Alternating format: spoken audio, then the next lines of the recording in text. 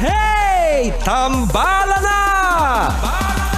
At eto na sila, ang nag-iisang masugid na tagahanga ni Nicole Yala. Chris Chuper! Kasama ang nag-iisang die-hard fan ni Chris Chuper, Nicole Yala! Dear Nicole and Chris. Dear Nicole and Chris. Dear Nicole and Chris. Dear Nicole and Chris. Magandang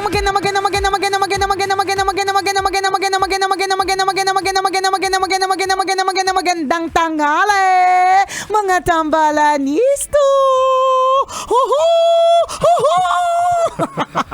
Ganito pong epekto, hindi nakatanggap ng regalo ng Valentine's Day. Ayan. Oo nga, di bali yung mga lobo naman daw sa harapan mo, partner. Sayong-sayo lahat yan. Wow. Aanhin ko naman ang mga lobong ito. O sino po mga kabisyo, sino po sa mga tambalanista natin ang hanggang ngayon medyo sabog, medyo mainit ang ulo, medyo stress, nagka-anxiety na ng bonggang-bongga, nag-overthink ng malala dahil sapagkat because hindi nakatanggap ng anything ng Valentine's Day. Masakit nga naman. Nakakatampo nga naman yun, no? To begin with, may jowa ka ba? Yun talaga yun. Wala ka naman nata jowa! Yun ang mahirap alam mo, dun actually, partner, yun naman ang kagandahan doon. Diba? Kung wala kang jowa, wala kang expectation. Yung ba nag-expect din? May kilala ako. Ano? Wala naman jowa ng tampu-tampuhan. Kanino ka nagtatampo? Wala kasi nagbibigay sa akin ng bulaklak. Sabi niya ganyan. Nagtatampo siya sa tadhana. Kasi siya nagtatampo. Nagtatampo siya kay Lord. Sabi namin, tumigil-tigil ka nga. Ilusyonada. Grabe kayo. Alam mo, hindi ko sure kung mga friends kayo nakakatulong. Hindi. Totoo yun. Alam mo, partner, yung Valentine's na yan. Hapon, dami ko nakita may dalang bulaklak eh. Oh. Anong ginawa mo? Yung isa, ang ginawa ko sa kanya, partner. Hindi ko naman siya, wala akong ginawang anything violent to her. Mabuti naman yun. Pero sabi ko sa kanya, Miss, pwede ba kitang makausap? Sabi ko, yung hindi ka busy masyado kahapon. Marami-rami sila, di ba? Hindi lang naman isa o dalawang tao yung nagdala ng bulaklak. Mga 7 yung nakita ko. Anong sinabi mo? Actually, ang mga pinili ko lang, yung mga sheting tao mukhang masaya. Yung mga hindi masaya, hindi ko sila pinili. Yan. Bakit ano meron kahapon?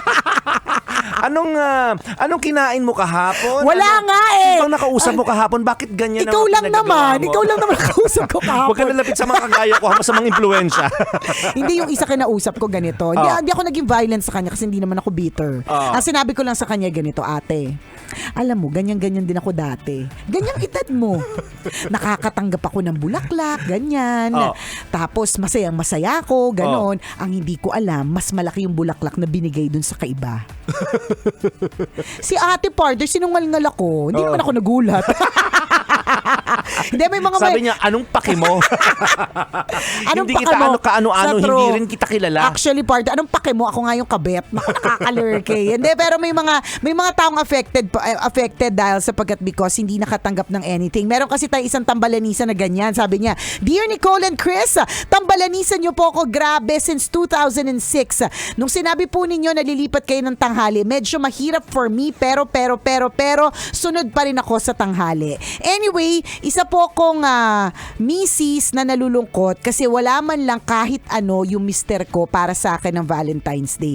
Nakakatampo lang kasi ang daming kong kakilala mga Mars na nagpo-post ng kanilang mga ganap ng Valentine's Day. Kahapon sa amin, Wednesday lang. Anyways, God bless and I hope na makadalaw ako kasi tanghali naman na kayo, hindi na ko na kailangan gumising ng maaga. Yan, ganun. Ikaw ba, personally, may expectation ka pa kapag Valentine's Day? Ay, hindi, wala na. Sabi ko nga, partner. Dapat gayahin mo si Nicole, wala expectation. Wala na, parang hindi na nasasaktan. Para natutuwa na lang kapag ka meron, 'di ba? Parang hindi na masyado nag-expect kapag ka ganun, partner. Kasi sabi ko nga sa iyo, na-discover ng asawa ko kung paano ko tratuhin yung mga bulaklak pagkatapos ko siyang matanggap. Hindi ko naman sila tinatatuhan, minamaltrato.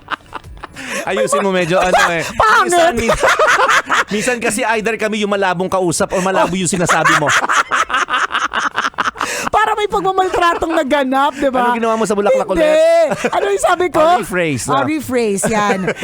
Rephrase yan na paano ko yung rephrase? Parang tama naman din. Paano mo tinarato yung bulaklak? Umamin ka na. Sabihin mo sa amin ang katotohanan, anong ginawa mo sa mga bulaklak? Sige. Paano mo sila tinarato? Sige, okay, fine. Take 2. Yan. Kasi nung nakita niya kung ano ang ginagawa ko sa mga bulaklak pagkatapos kong matanggap. Okay ba yun? Pwede na, O, pwede na. Malinaw-linaw. Malinaw-linaw. Ganon, na-realize niya na sayang. Oo. Sayang lang. Kasi kadalasan isang picture, mga kaya 2, 3, 4 hanggang na perfect ko na yung shot na gusto ko. Tapos pagkatapos nun, itatabi ko na lang. As in like nakatabi. As in nakaharang na siya sa sasakyan.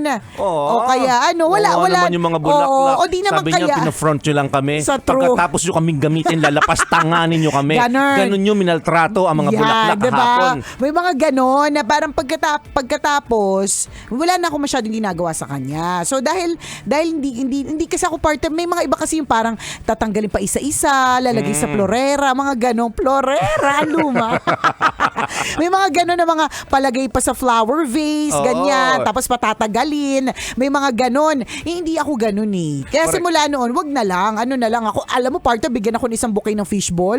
Diyos ko, siguraduhin ko. Ubus lahat yun. Oo naman. Na talagang ma-appreciate talaga ng bonggang-bongga. Kasi yun yung mas type ko at mas practical, ganun. Correct. Siguro, ito sa nag-message sa atin, ang tabayanan mo lang, baka naman may, nagbago rin siya ng perspective. Baka kung noon, ganun. nagbibigay pa siya ng mga bulaklak, tsokolate, balloons, or kung teddy bear. Yan. Diba, nagbago na siya ngayon. Kasi nga, totoo yun, kung practical ka nang mag-isip, sorry doon sa mga nagbigay ng bulaklak, hindi naman namin sinasabing hindi kayo practical. Alam niyo naman mga tao ngayon sensitive. Sa true. Diba? Mag-sorry na lang tayo lagi. Oo. Mag-sorry na lang tayo lagi kasi baka may nasasaktan na ng mga balat sibuyas. Oo. Di ba may mga tao talagang pinipiling maging practical. Remember, ang mga presyo ng bulaklak kahapon na mga kung anumang pamigay na Valentine's gift na alam natin na mahal po yan. Totoo. Double the price sila kapag special occasion.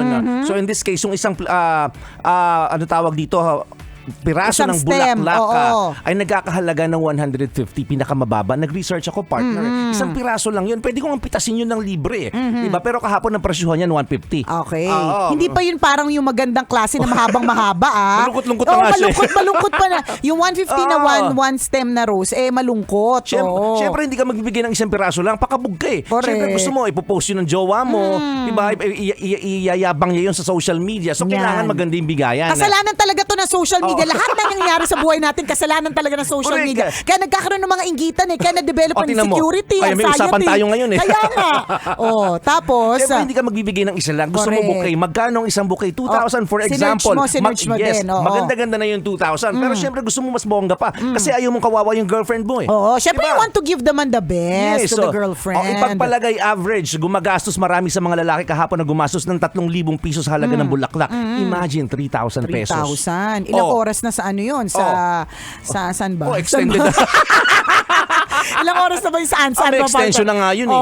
Ganun. Yung 3,000 na yun, extended na yung 3 hours. Kung saan man. Kung saan man yun. Kung saan man. Kasi sa madaling salita, yung 3K kasi malayo yung mararating sa kung saan man eh. Diba? Correct. Kung practical ka mag-isip, pwedeng yan. Bigas, fishball, pang-ulam ninyo. True. Di ba, pangkain ninyo Pang-grocery. mag-asawa, pambayad ng bills ninyo. Tama. Baka naman doon nakaalat yung pera ng asawa mo. Oo, baka ganon. Baka may ganon Na baka, hindi mo alam, ha? At saka baka ngayon pa lang kasi yung sweldo. Posible. So ngayon pa lang, o di ba? Pinaasa na natin siya lalo, partner. Tapos, yung asawa niya wala naman talagang balak. Nagbigay lang tayo ng false hopes. Nakakalurke. Pero nga, malay mo nga, ganun yung o sisain mo rin kasi, ganun yung nangyayari sa asawa mo ngayon na hindi mo alam. Maaaring kulang lang talaga siya sa pera. Pwede diba? ganun. Intindihin mo. Kaya Hindi. lang ang dahilan nyo dyan, dapat pinaghandaan mo. Alam mo yung Feb 14 eh. Correct. Alam mo Diba? naman ganun, nabigayan naman talaga kapag gano'n tong panahon. Oo. Ganyan Hindi mo man lang pinaghandaan. Sabihin yung ganyan. Kung alam mo, misis, kung talagang kayong dalawa isang kahig isang tuka, huwag ka nang umarte ng ganun. Kita mo na pagalitan ka. Hindi totoo din. Halimbawa, yung dapat sensitive ka rin sa sitwasyon ninyo ngayon eh. Ganon. Correct. Parang ganon. Be sensitive to whatever your situation is. Mali mo naman last year it was okay. Kaya lang this year, talagang medyo hikahos. Talagang kapag bibilik siya kahit isang stem, sayang din yung 150 pang load o kaya sayang din yung 150 pang ilang tanghalian na yon na pwedeng mabili. Baka may ganun kayong sitwasyon ngayon. Kaya ganyan. Diba? Yung toyo sa utak mo medyo i-drain mo muna. Marami-rami na rin Oo, kasi. marami-rami kasi medyo Bawas-bawasan mo. nasasabawan na masyado ng toyo, di ba? Hindi, pero valid naman yung nararamdaman mo. Baka naman mas-sensitive sabihin nito, tambalanisa since 2005 tapos hindi niyo ako kampihan. Hindi naman sa ganon, kaya lang, valid naman yon yung tampu-tampuhan, kasi alam mo may jowa ka, talagang season ito ng bigayan, ng mga magjowa sa isa't isa, ganon, valid naman. So, bukod sa amin, kailangan itong nararamdaman mo, girl, i-express mo sa jowa mo. Yes. Kasi for all you know, akala niya okay lang. Akala niya Tama. okay lang sa'yo kasi pangiti-ngiti ka dyan, di ba? Next time kasi magbasag ka ng mga gamit. Tumba mo yung rep. Ganon. Putulin mo kuryente nyo, Yan, kabit mo ulit. Totoo. Correct, 'di ba? Kunin mo yung yung kable ng ng internet. Tapos pangatngat mo sa pangatngat sa bulso mo. Para lang maramdaman niya na meron kang problema. O di naman kaysa itumba mo yung ref kasi mas maraming maaaberya diyan, 'di ba? Oo. Hindi kausapin mo siya. Sabihin mo sa kanya, "Uy, wag mo kakalimutan yung Valentine's Pwede Day, naman ha." ganun eh. Pwede naman ganun Oo. talaga. Parang kaysa magtampo ko, ha. Ito parang ito nakakatawa po to. Nung kasal ni partner. So si partner kasi alam kong very sensitive tong secretive.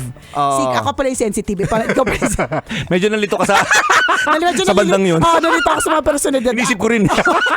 Kailan ako naging sensitive? Hindi ka nga pala sensitive. Si partner secretive, ako Oo. sensitive. So anyway, si partner, ito talaga yung katotohanan dyan. Para lang sigurado ako na ma-secure ko na maka-attend ako ng kasal mo. Oo. Ang kinausap ko yung yung jowa mo. Oo. Uy, kunin mo akong host, ha. Walang bayad. Hindi, pero Oo. ang sa akin para maiwas na malay mo baka hindi rin ako imbitahan sa sobrang sikreto ng lahat, 'di ba? Pag hindi ako kasi nakapunta sa kasal ni partner, kaya nga secretive siya, sensitive ako. Dadamdamin ko 'yon. Nang Oo. siguro mga 3 decades and 2 years, ganon. Kesa naman, damdamin ko 'yon at magtampo ko kay partner, ginawan ko ng paraan. So ibig sabihin, parang parang ako gagawa na ako ng paraan. Sasabihin ko na lang, 'di ba? Parang ganon yung point ko. In-offer niya na yung services In-offer ko niya. na. Kahit hindi pa naman kailangan, sinabi ko na agad. Hindi Kahit may nakabook na talaga, Correct. nag-sorry na lang kami doon sa naunang kinausap namin. Pasensya na kasi may epal. O at least. May gusto mag-volunteer na mag-host sabi kong Hindi pa ganyan. naman yata kayo nag-down dun, di ba? Tsaka libre naman ako, partner, wala akong bayad nung time na yon. Sabi na, sige, tandem mo na Oo lang. nga. Isabay mo na lang yan. Nagpupumilit eh. Pero my point is, parang kinommunicate ko yon. Kasi gusto ko makarating eh. Gusto ko makarating dun sa wedding. Gusto ko maging part ako nun. Diba? O bakit nung wedding? Mas madami pa akong picture dun sa babae.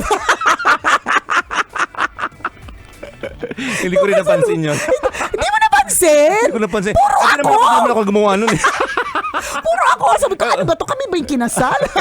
Hindi, kasi mas madami kaming taon ni partner together versus our partners eh. Oo. So, in other words, in-express ko, no problem, naka-attend ako. So, Oo. ganun din, misis. Oo, Express usap kayo. mo how you feel. Kailangan pa bang i-memorize yan? Basic! Ginagawa mo yung komplikado mga Oo, bagay-bagay. para hindi na siya mainis. Oo, At hindi ka na talaga. mainis at hindi ka na maasar. Ha? Kailangan pa bang i-memorize yan? Basic! Kausapin mo na. Kailangan pa bang i-memorize yan? Love Radio. Basic!